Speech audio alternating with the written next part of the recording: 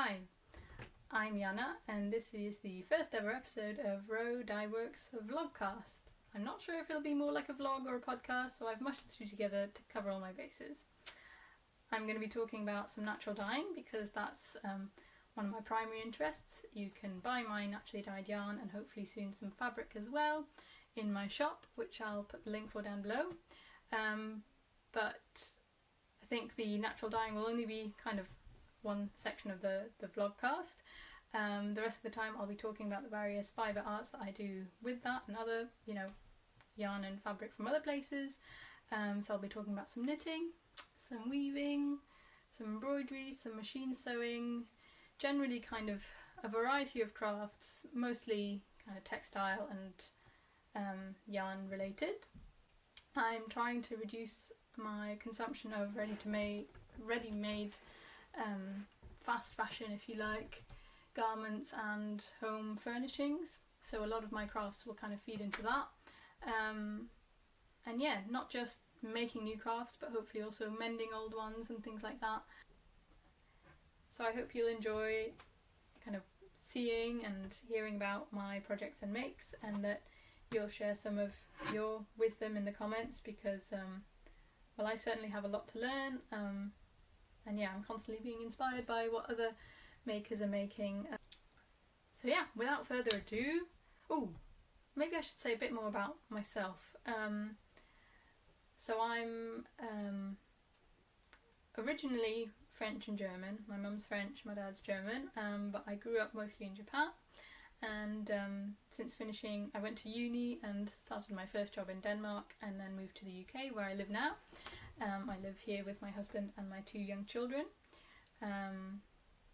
My eldest just turned 3 and my youngest is 6 months old. I was going to say half a year old, doesn't quite sound right. So yeah, if I sometimes say strange things, it's because English isn't my mother tongue, and equally I'm really sorry about the accent. I think it sounds really weird, but I can't, I think there's a name for this syndrome, but I can't help, it sounds fake to me, but I can't help having this accent. It's like when I move to different places, or if I spend time around people, my accent morphs to copy them. So even now, having lived in the UK for 4 years, almost 4 years, if I talk to an American friend on the phone, over the course of that, I talk a lot, so it's a long phone call, but even so, over the course of that phone call, my accent will have started getting a bit more American already. Yeah, I don't really like it about myself. I wish I just had one accent that I just kind of stuck with, but that's not I don't know, I can't do it. I automatically copy those around me. Anyway, stop that ramble there. My Instagram is ro.dyeworks. You can also find me on Ravelry. You can find my website, as I said earlier. I'll link all those in the comments below. So yeah, if you do have any questions, feel free to send them to me there. I don't have that many followers, so high chance I will reply to you. Anyway, and I'm supposed to say subscribe to this YouTube channel, aren't I? Yeah, do that. Anyway, let's get going. So I'm going to start by talking about the wool that I'm dyeing so far. I am hoping to dye textiles soon, so maybe in a few episodes I'll be able to showcase that. But for now, it's wool. Basically, the wool I've chosen, I'm trying to minimise its travel distance to, lower its carbon footprint. So the distance from the farm to the mill, to me, the dyer, I'm trying to minimise that distance. I've also picked breed-specific wool, so that tells you a bit more about the kind of properties the wool is going to have. I've chosen non-superwash wool because that shows off, or that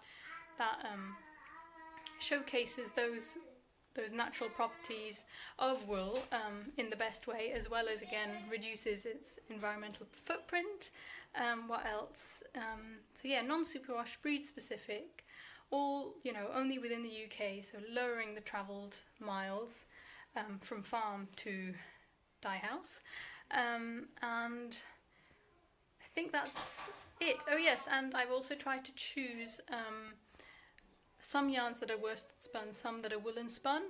So that's got to do with the direction with the processing of the fibres before they go through the mill. So worsted spun fibres are kind of all running the same way, in the same direction, parallel to each other, whereas in woolen spun they're kind of going every which way, and that will give you a kind of airier, fuzzier yarn, whereas the worsted spun will give you a sleeker, smoother, denser yarn.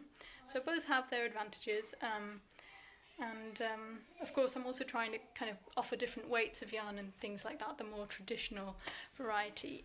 So I've added filters in my shop so that you can choose between those types of yarn as easily as possible. So on your phone you'd go to menu, shop and yarns, where you would see all the yarns pop up. You can click filters, and above the title you'll see breed, colour, drafting method and recommended needle size and weight pop up. This is how it would look on your computer, where the filters would appear on the left hand side. Again, the same ones, drafting method, weight and so on. So anyway, what breeds am I stocking so far? So I've used quite a bit of Blueface Leicester, which is this one, for example. This one is 100% Blueface Leicester, which I've knit up into a sample here.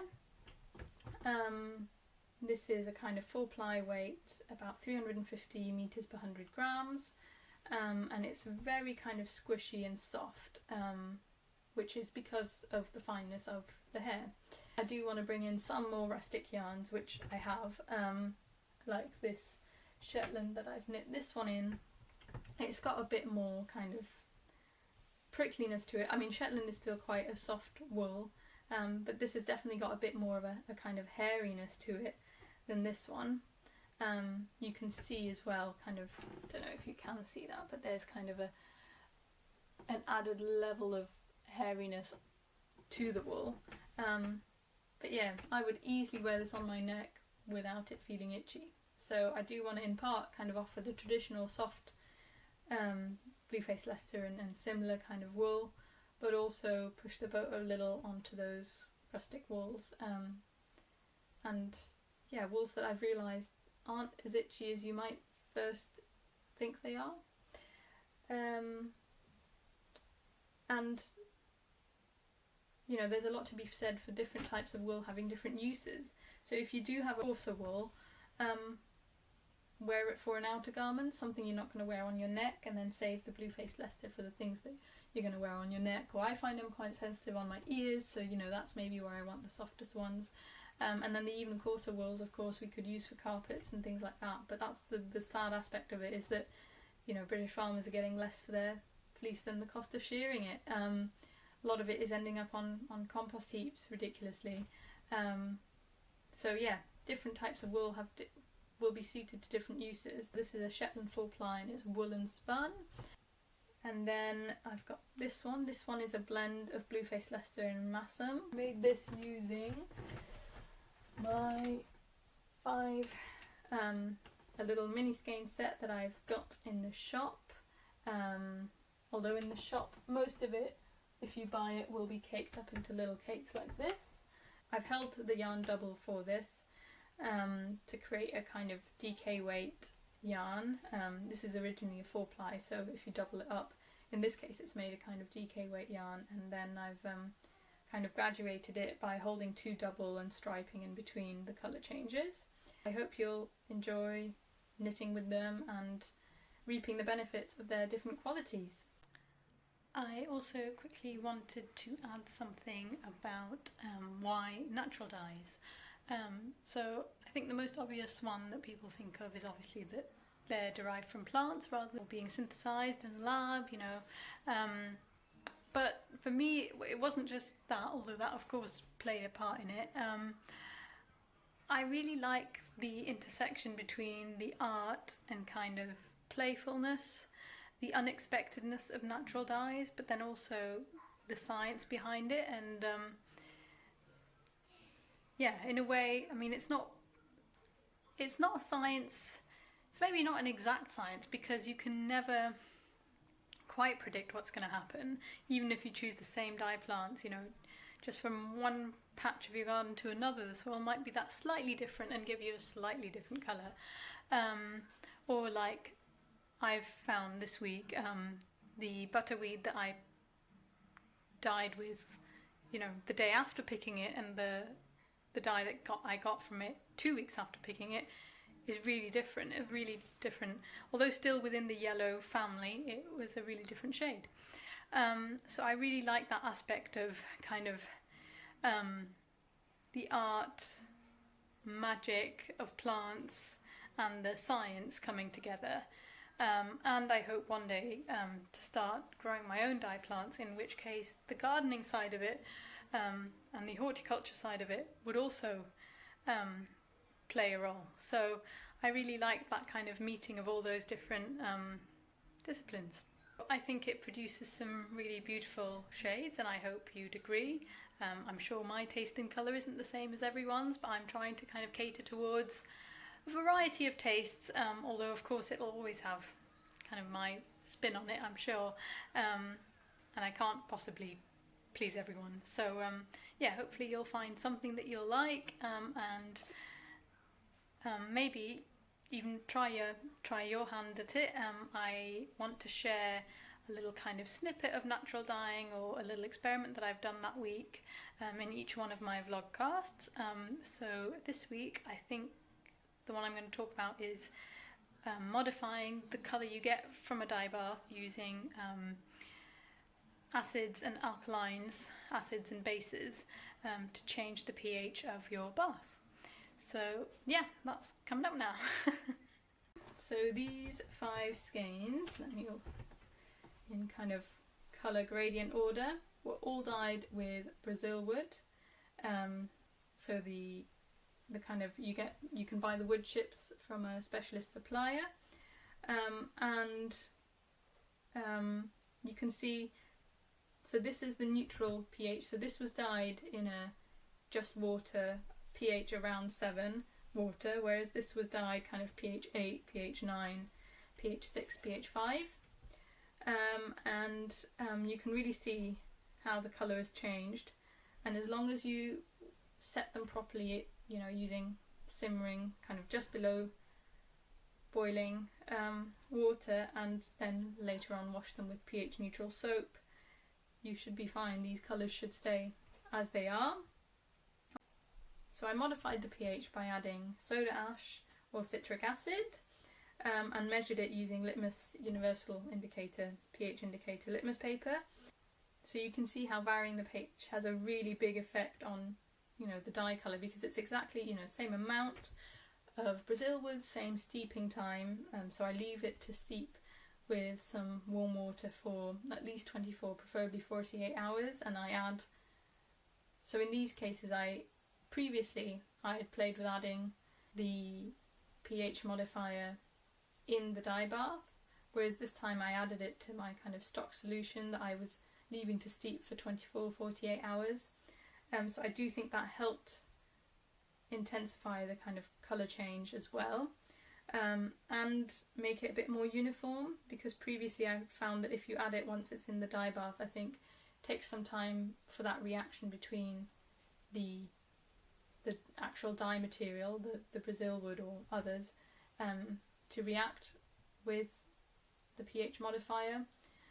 So if the bath is already heating up, some of the dye will have set before that reaction's happened, or at least that's my theory, that's what was seeming to happen. So this time adding the pH modifier into a jar with the dye stuff and steeping that for 24-48 hours seemed to really help the evenness. Makes a really nice harmonious gradient in my opinion. So I have made little mini skein versions of this that you can buy in the shop, and the mini skeins will be 20 grams each, so you can knit a kind of average size shawl, I reckon.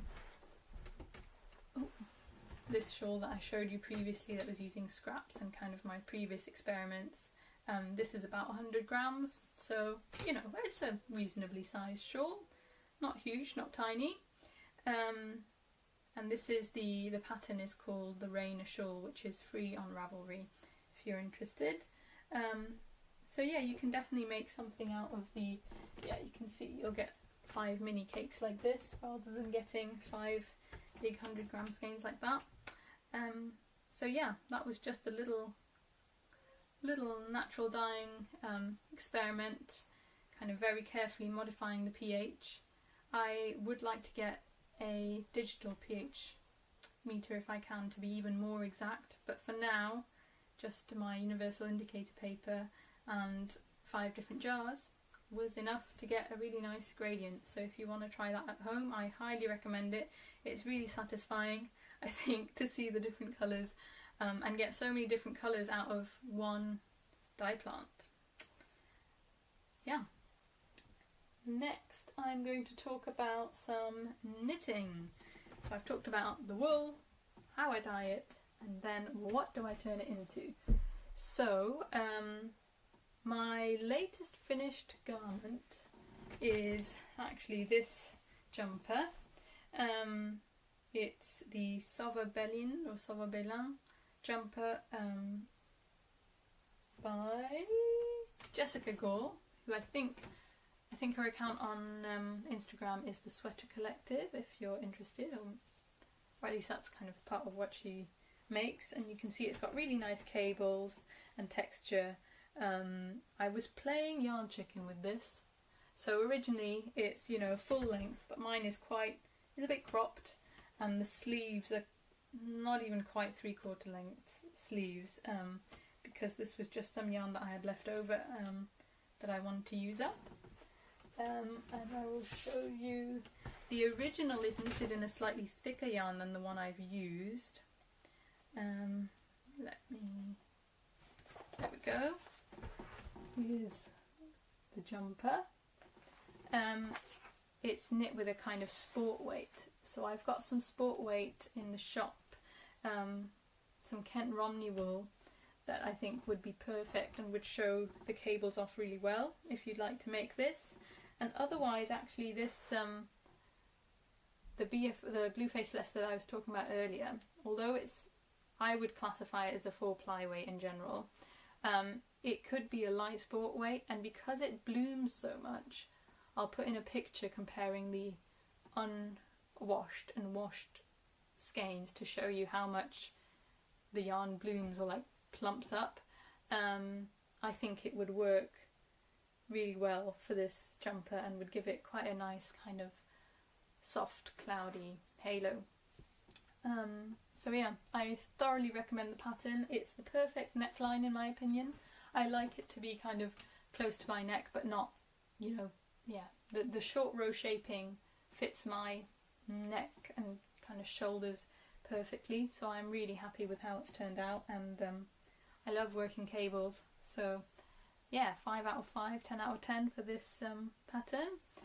And then finally, the knit that I'm working on at the moment is here. It's just a normal bag. So this is the Black Forest cardigan by Verena Kors. It's all worked in fisherman's rib, so it is a little bit slow going, but I think the effect is just so beautiful. I really like the texture that fisherman's rib creates. So as you can see, I'm past. It's knit from the top down. It's got a lovely shawl collar. I will show it to you. Here's the cardigan. It's by Verena Kors, and it's just like this Sauverbelin. It's from the same book called Woods by Making Stories. Yeah, really nice patterns in here. So you can see I'm kind of halfway down the body, and the interesting bit is yet to come. There's a kind of wandering, so this fisherman's rib, a section of it will kind of wander over. I don't know if you saw that in the photo, so I'm really looking forward to that. And I've knit it in some, the wool is from New Zealand but spun by a small spinning mill in Switzerland. It's woolen spun, and I think it's 2-ply if I remember correctly. Yeah, so it's 2-ply woolen spun yarn, kind of Aran weight, and it's lovely. It's one of those that you might in the skein think is a bit scratchy, but then once you knit it up and you've got it in these organised stitches, it's actually really soft. So yeah, that's from Wollspinnerei Fetch in Switzerland. And I hope to have the cardigan finished by this autumn. Right, enough knitting I think. Oh no, I was going to talk about one more thing, which was these samples. So I have done a bit of knitting here and there since, alongside working on the Black Forest. This is the Garden Gate sweater by Jen Steinglass of Knit Love Wool, which I've worked in my Shetland 4-ply in the Damson and the Rain on the Horizon colourway. I think the contrast is just perfect, and I am looking forward to making a full-size version. And then I made this one in the Farmyard undyed 5 skein pack, which I talked about earlier. It does come in 3 sizes, so there's a 5 times 100 grams, 5 times 50 grams, or 5 times 20 gram minis. This is a swatch that I'm doing for a faded sweater that I'd like to make for myself. I think I'm set on making the City Limits by Tanis Lavallee, which can be worn both with this side out and this side out. So yeah, I think that's what that's going to become. And if you want to knit the City Limits or another faded shawl, faded sweater, Andrea Mowry has a few faded patterns, things like that, I would highly recommend this undyed fade. I think it's really nice to have a neutral garment, because it's nice and easy to wear. And you can, I've made the 3 sizes of fade sets so that you can, for example, if your size needs 120 grams of each, you don't have to buy 200 gram skeins, you just buy 100 gram plus a 20 or maybe 150 of each colour, so that, yeah, minimise waste. So in that sense I'm hoping to make it more size inclusive and kind of open for different patterns. The undyed colours are also cheaper because I'm not dyeing them, so hopefully if you do want to dye with some really nice British yarn and get a bit of colour work in there without breaking the bank, this is a really nice solution. And then I've got this one, which is just a little, there's a bit of seed stitch at the top, some garter stitch sides, and then this Celtic knot cable, which I really like. Yeah, I just wanted to try some different things, so we got the fade, the colour work, and some cables in here just to give you an idea of how it knits up. This one is quite springy. I think it's springier than the BFL Massam, and springier than this one, whereas this one has kind of the most halo out of the 3 of them. So yeah, that's kind of how I hope this gives you an idea for how the different yarns knit up. I think the yarns I've chosen would all work for colour work and texture and lace alike. Yes, lace, that is actually the next sample that I'm planning to knit, because I haven't got any lace in these. Right, that's the end of knitting. And so let me come on to some sewing. So what I'm wearing today is a black Cleo dress, which I've sewn myself. It's by Tilly and the Buttons. I think it's one of their most popular patterns, so hopefully you'll probably have seen it before if you like sewing your own things. I made it with a black corduroy fabric, which I think is perfect for this, and it's great because it works. Yes. British summer, most days it's not that hot, I can easily wear corduroy fabrics, and then in the winter I wear them with tights underneath, so I think I have been getting and will continue to get lots of use out of this. The only thing I'm not quite happy about is these buckles. The fabric tends to slip through them, so I might change that to the type where there's a buckle here that slides along. I think originally in the pattern you're supposed to sew it there, but with pregnancy, breastfeeding and all sorts of things, my size is changing and I don't want to have a set length. So yeah, I'm going to be changing the buckles a bit, but other than that I'm really happy with it. I've gone for the big pocket on the bib and then 2 pockets on the back, which again are really useful because so many ready-to-wear garments don't have pockets, or even more infuriatingly, they have fake pockets. So yeah, 10 out of 10 again for this pattern, and it's relatively quick. It doesn't use much fabric, so if you're busy and trying to squeeze things in, I mean, I made this over the course of 2-3 weeks, literally doing like, you know, iron one hem, wait, you know, cut out the bib, wait, not wait, take a break, because I just have tiny pockets of 10 minutes here and there. But even if that's all you've got, this is a very manageable make, also for beginners. So yeah, highly recommend it, the Cleo dress by Tilly and the Buttons. I've also sewn in the last few weeks some masks. I did a little IGTV video on it that you can go and check out if you'd like to see them. So I made this out of some old pyjamas, so I saved the fabric that was still nice, and also added 2 layers of kind of lightweight cotton in between, so this is actually 4 layers. And I made the straps that go around the back, so I don't like them going behind my ears, and I added a bit of nose wire. This is a pattern I've kind of made up myself, using kind of 2 box pleats on either side, but otherwise it's a square, so it's a square piece of fabric with the box pleats to give it some shaping. I also tried a shaped mask version, the ones without pleats, like this, but I found that was not as good a fit. So I think I made one of these and one of the pleated ones in the same fabric, and then since then I've only made pleated ones. So it's a great way to use up scraps. This one I made using a scrap from a different top that I'd made, and an old bed sheet. I've layered it up to make 3 layers on this one. So most of my masks I'm using 3 layers of cotton for. Some I'm using 4, just based on the thickness of the fabric and how tightly woven it is. And I found nose wire to be really indispensable. This is just some armature wire that I had left over from some needle felting projects. So you know, you don't need to buy necessarily like specialist stuff. As you can see, I've made the other bits with some, I didn't have much elastic left, so I added some elastic to a ribbon, and the rest is just standard ribbon.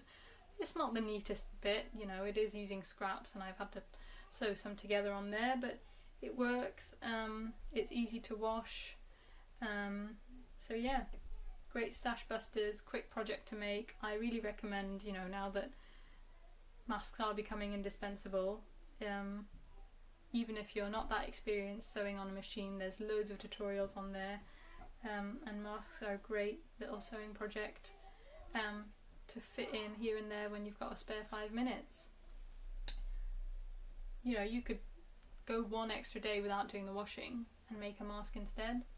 Load up the washing machine a bit more the next day. That's, you know, mum hack is basically slack on household projects, make time for your creative makes.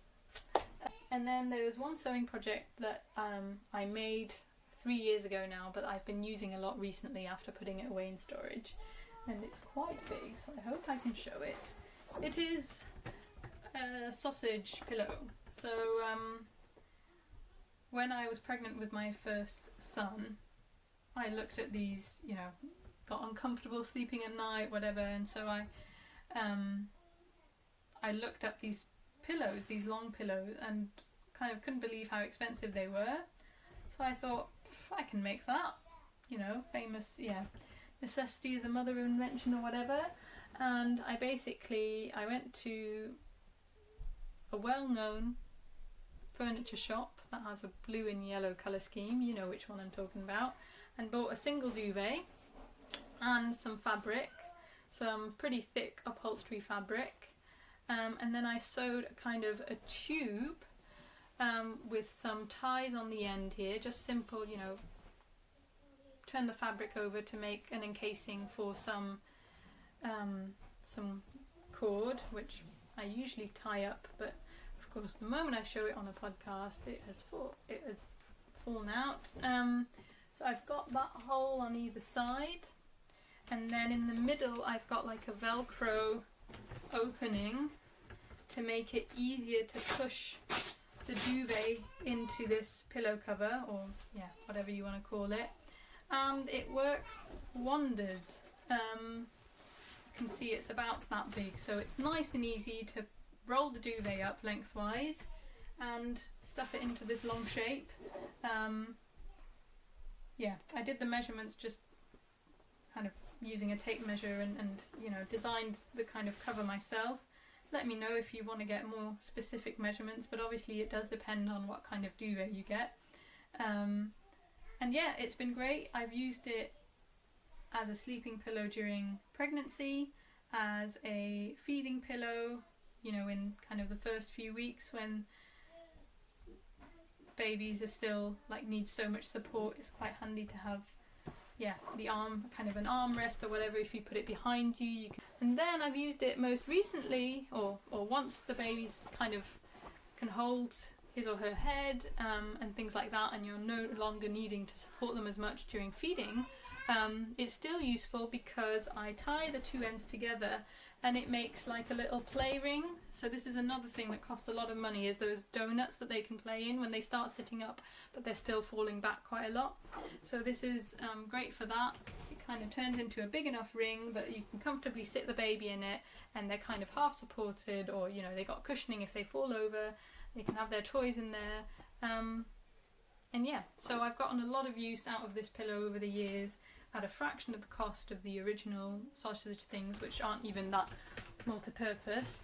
Just a duvet cover and, I don't know, probably about, I reckon about just shy of 2 meters of fabric, maybe 1.75 meters of fabric.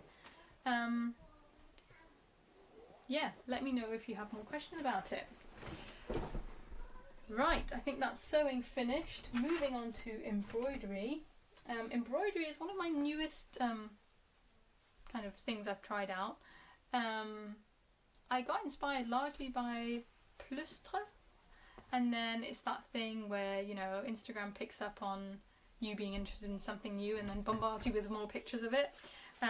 So yeah, Warune of Plustre bags, and I think it's just called Plustre Company, or yeah, does really nice embroidery on knitwear, and that's how I came to find out, and that's how I came to kind of, I saw more of her videos about embroidery and thought, oh, maybe this is actually easier than I thought. I don't know, somehow I was intimidated by embroidery, but having tried it, I can attest to the fact that it's not that daunting. It's not as difficult as you think, and you will quickly improve.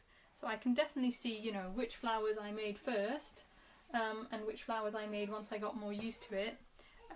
This isn't my first piece of embroidery, but I find that, yeah, once you kind of get used to that, maybe that specific type of fabric or the stitches, and if you're doing a new stitch to that stitch, you quickly get kind of more precise and better at it. So yeah, I hope no one's offended. I mean, it's not super explicit language, but I guess I should say, you know, make beep happen. You get, yeah. And the slogan was inspired by Candy Sprathwaite. She's got a Make Shit Happen light box, I think, that she's putting up in her toilet, and I thought that was so good. And then I thought, if I juxtapose that kind of make shit happen slogan with some embroidery and some flowers and some daintiness, I thought the irony would work quite well as well, because I'm not usually a person that likes slogan tees or slogan homewares, and I'm really happy with how it's turned out. It was a great way to practice some different stitches as well. I was inspired by different wildflowers this spring, and finished this over a course of about a month. So yeah, again, a really kind of economical, fun project that I will soon put on some wood on a little wooden frame and hang up in our bathroom. I am also working on an embroidery project at the moment, and this is I'm quite explicit in my embroidery things, I think, because there is some light nudity in this piece, and this is one I got off a stencil, which is a DMC collaboration with Jess Warioka, who you'll also be able to find on Instagram and other places, I'm sure. So yeah, the other one I didn't use a pattern for, whereas this one I thought, I'm not that good at drawing, let me see what real embroidery patterns are like and learn some new techniques. And when I came across this one I thought, oh, I actually quite like that, even though, yeah, it's not my usual look, nudity, but yeah. So I'm quite happy with how it's turned out. This is just, most of this is undyed linen on a organic cotton fabric that I got ages ago. And then I'm just going to do the flowers in a kind of olive green and light pink. So hopefully that will be finished in another few days. And finally, my last craft to show you today is some weaving. So I used some of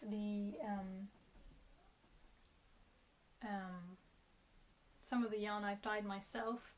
This is a sport weight Kent Romney yarn, which unfortunately I had a bit of one of the yarns that keep my skeins bundled together got a bit tight as I was moving the skein around, and so it acted as a resist on the indigo, and you can see there are tiny spots of kind of yellow because I dyed it with weld first and indigo after.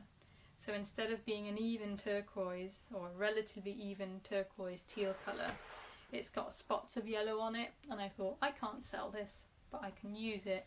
And this was my first time doing weaving since I was probably about 12. And it shows, you know, there's a bit of a wonk there on the side, especially because the grey yarn was a bit elastic. I think, yeah, I needed to get used to weaving again and what kind of tension to apply to them.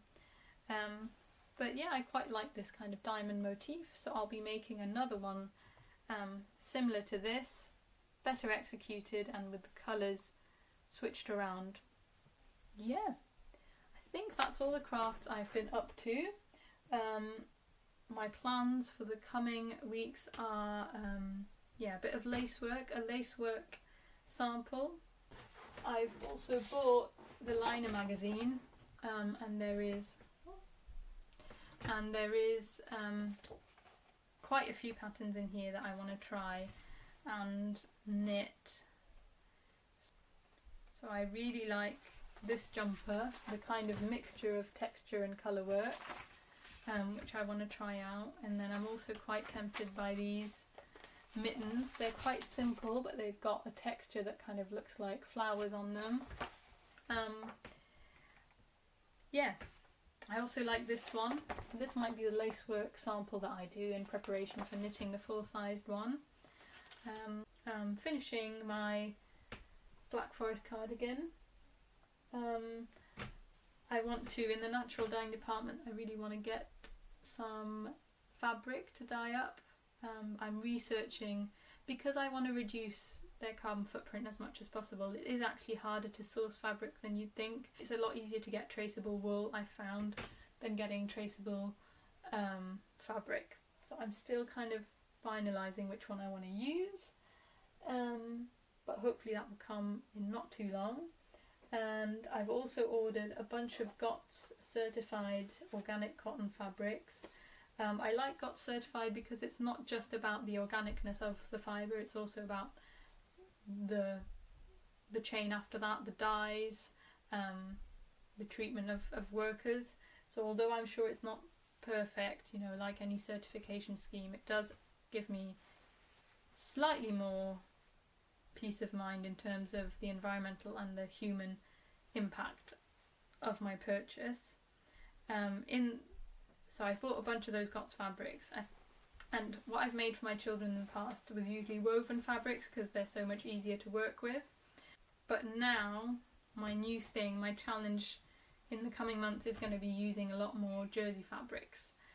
So I've got some nice patterns made by Jack's mum and Tessuti and a few other places that I want to try out that are all using jersey fabrics, so that's going to be a new challenge.